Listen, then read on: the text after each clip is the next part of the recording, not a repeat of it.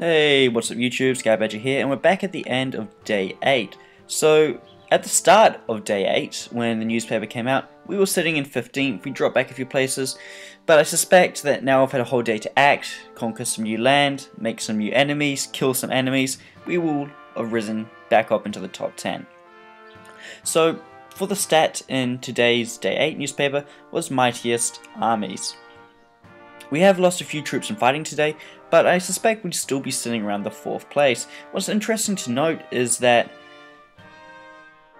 basically we're one of the biggest nations, one of the biggest armies, so there are a lot of people in front of us on this list, and I think North Argentina might be the only one with a bigger army than us. Okay, not even that, that's South Argentina. So yeah, there's no bigger country than us with a bigger army. So that's a good place to be. So if we quickly exit out of the newspaper and we have a look what's happening. Over the past day we had to attack, sadly, Equatorial Gabon and his ally South Sudan. So what this came down to was we were trying to ally very hardly with Equatorial Gabon, but he just wasn't replying to my allies' messages.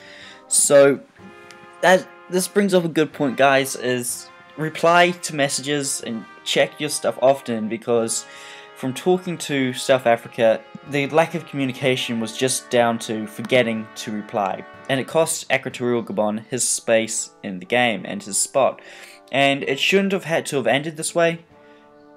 In fact, we were pushing very hard for him to ally with us, but because he forgot to respond to a message, he's now not in a very good state at all, and it's too late to do anything about it. South Sudan, on the other hand, was allied with Equatorial Gabon and Nigeria, and I stepped in to take out South Sudan to help relieve pressure on Ethiopia. So if we have a look at this at the moment, this isn't going as well as I wanted it to, but we should be able to easily take the city. I forgot to take into account the fortification, so the 5 troops I sent into there have taken quite a bit of a beating, but considering I have air superiority in the region and patrolling aircraft, we should be able to dwindle down these remaining units and hopefully squeeze through with the win. Once I get my other tactical bomber into position, I'll send up with an interceptor and continue patrolling. So when we did move into South Sudan, I had the lucky privilege of the day before getting a reveal all on his troops, and what we found was South Sudan at the time only had 4 troops, and I had I'm not going to say massive, it was actually a pretty pathetic invasion force, moving in to conquer the land. Because of the fact he only had 4 troops, I was able to send troops to help my ally and relieve some pressure by engaging Equatorial Gabon. And while I didn't get as much of his attention as I would have liked, just small actions like that can alleviate pressure on your allies. So with that being said, I really need to capture this capital. I've captured a lot of land over the past 24 hours, and if I don't increase the morale of that land, I'm going to lose some of it at day change. So capturing this capital is more about retaining the land I've captured than getting the money and the victory points. Obviously the victory points are a massive bonus, and they're going to be what pushes us back into the top 10 hopefully, but we'll just have to see how things play out. If we come over to here though, earlier on in the week, maybe 2 or 3 days ago, I sent some troops across just to capture this island up here. No reason, just no one else was taking it, so I thought I would. So with that being said, this should be under our control just after day change. By the time the troops take out this and then march into the city, it'll be probably about 4 or 5 o'clock. So I'm also going to shine the spotlight again on Lord Kak. As we can see, he's now engaged in another war, and it looks like he's cleaned up pretty well and is rebuilding a lot of damaged infrastructure in the territory he's captured. Now, I'm not sure about this here and what its intentions are. I don't know what his relations are with this country, so it'll be interesting to see what happens. Looking back over here, we can see that he's gone for an attack on a lot of fronts, and it appears that he's just trying to push back and make some ground. Now, because we've got morale map on, we can see where fighting has occurred recently, and we can see that there is a branch coming up into here. So my guess would be, without opening the province list, is that Korea may also be fighting this player as well. So if we have a look at that, let's have a look and see if I'm right. Yep, I'm right. That was a good guess. Well, it wasn't a guess, guys. That's one of the benefits of playing with Morale Map. So if we have a look at this guy here, we can see he's fighting too many wars. 6 wars, guys, is too many, okay? Don't fight that many wars at once, and at least try to remove some of those wars yourself and decrease the workload. So if we come back over to myself, we can see that the sub wall is coming along nicely. Because I am an island nation and I'd like to send a lot of my army onto the mainland to continue fighting and make my fair share of contributions, I need a navy to defend the island. So I'm building submarines and working on my navy, and it's coming along at a nice pace. I'm going to need to build roughly 10 more submarines to complete the wall, which will then stretch all the way down in front of Madagascar and all the way through to here. Actually, my bad, just down here. And that will offer us all the protection we need, and then we can start to focus on ships and building destroyers and battleships and cruisers, and that will be the main branch of our navy. Submarines are good by themselves and they can prove to be very effective and deadly, but we need something with range and something that can do a little more damage, especially as we move up and we have to try get into Europe. Submarines aren't going to cut it.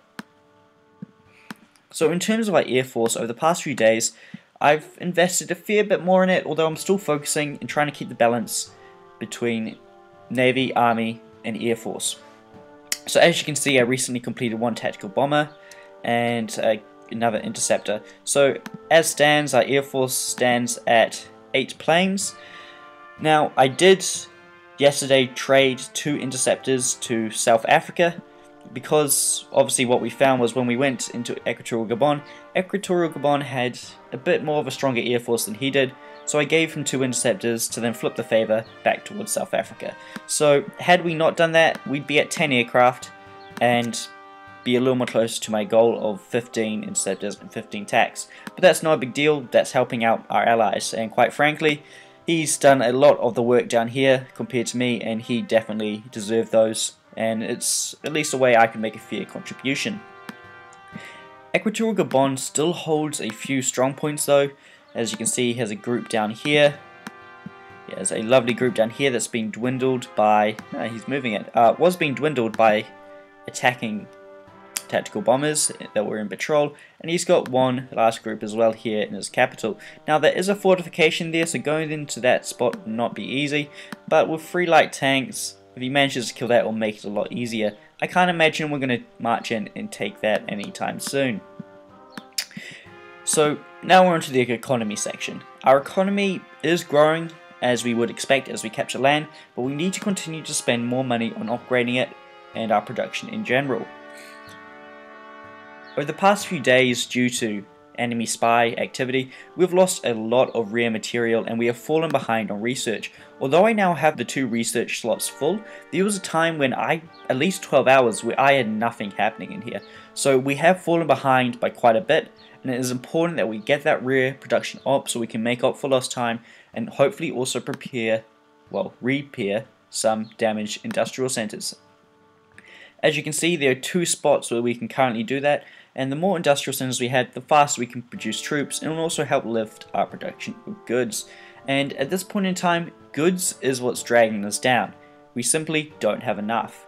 If we have a look at our resources and we come down to goods, you can see that I am spending a fair bit of money on upgrading our goods production by building infrastructure and industrial complexes. When the time does come, I am going to start building infrastructure to boost that a little bit higher, but before that we need to upgrade our oil production. 300 oil an hour is good, but considering we are building a lot of submarines, tanks and aircraft, we're going to need more. So focusing on oil will be the next step, and then I'll bring our focus back around to goods to finish it off and hopefully keep that balance. Iron is also lagging behind a bit, but we can bear with that at this point. If we have a look in the market, you can buy iron, so as long as we have money, we're all good for the time being.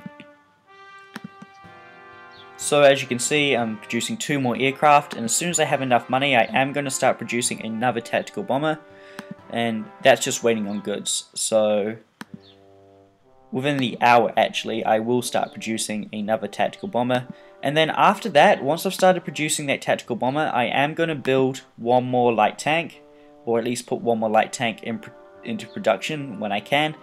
And that's because over the past few days we did actually lose a few tanks, and we don't have many to begin with. We accidentally marched into here overnight and we lost 2 light tanks. Although we did do a little bit of damage to the enemy, it wasn't quite sufficient. On the other hand, we also sent 2 light tanks over to capture this island up here, so that's 2 other tanks taken away from the fight, and our only other 2 light tanks are pretty occupied. Oh, I have 3 over here, didn't realize. Fighting up here. Now these are regrouping to move in and take this out. In this spot right here is just 1 enemy light tank. Capturing that will be vital because there is infrastructure and an industrial complex. Dealing some damage to that and getting it under our control is a massive step in the right direction. So that's just about all there is to say for today. So we've had a good look at ourselves, and we can see that we are making progress and we're taking steps in the right direction. But it's now time we had a look at the map and see what everyone else is doing. Just to keep you guys happy, I might briefly turn off morale map, and I'm sure I'll get some comments about this. Oh my god, look how ugly that looks. So little information. Anyway, this helps paint a better picture that, as you can see, South Africa controls a large proportion of the land up here. Now, we are actually pretty similar in victory points. He does have more than me, but what you'll notice is, although it appears as though he controls more land, we can see that in sections like in here, in particular, it's not very dense. Yet, if we have a look in here, up in here, we can see that land is packed a little more densely. What I expect to see today in day change is that he will continue to stay ahead of me, but will stay pretty similar. We can also see that Upper Volta has expanded and has completely, or has he completely? Nope, he's not quite there yet. Wiped out North Sudan. Now, we were hoping to prolong that fight a little longer, but we have been unable to do so. Italy also has some ground in South Africa, and I don't care what he says, but that has to go. So this guy up here, he attacked Spain in kind of a backstabbing fashion. Spain was able to defend and push him out of his core, but Spain lost all of the holdings of land he had in North Africa, which I guess ultimately is a good trade-off. I'd rather lose land out of my core than in it. In terms of what's happening in Europe, as we can see, France is beginning to rebuild, and getting there slowly. I suspect that for him this is going to be a long process, and it's not going to be easy. I suspect he could be down for the next 2 weeks even while he rebuilds.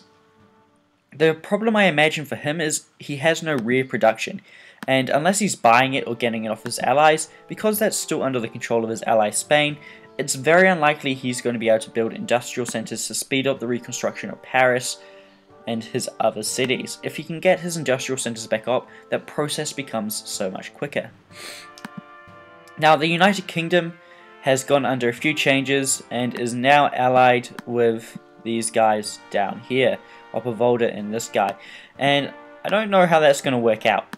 England at this point has failed to move into the mainland and no longer holds any land in here, and that is going to make it a lot more harder for him to expand and to make any progress in the game.